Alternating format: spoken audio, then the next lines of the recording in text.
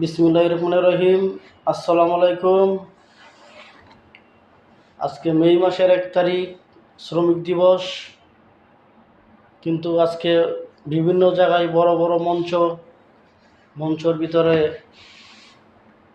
সব খালি শ্রমিক। আজকের দিনে কোনো নেতা নাই।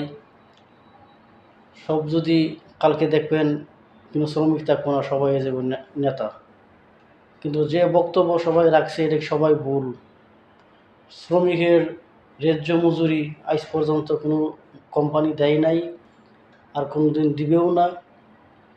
যে বেতন দিতেছে এই বেতনে তো চলাটা মানুষের কষ্ট। তারপরে আরেকটা জিনিস আপনারা জানেন না, মালিক শ্রমিক বলে সবাই ভাই ভাই। মালিক আর শ্রমিক যদি ভাই ভাই হয়ে থাকে তাহলে কি সবাই কি মালিক থাকে 5 তলাতে আর শ্রমিক থাকে গাছতলায়?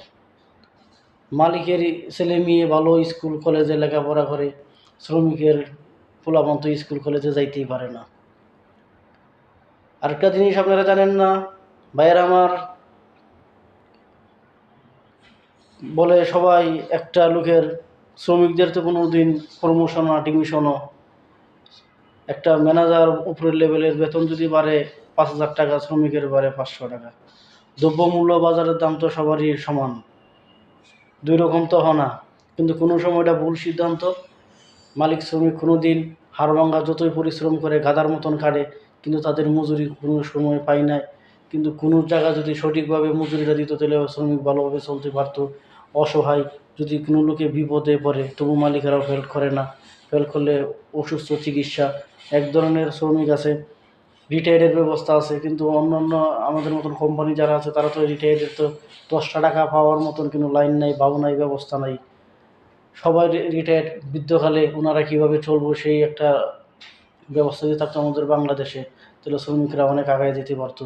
কিন্তু ন্যায্য মজুরি কোনো সময় দেয় নাই।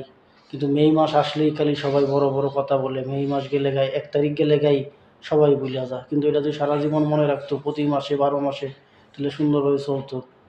আসসালামু আলাইকুম।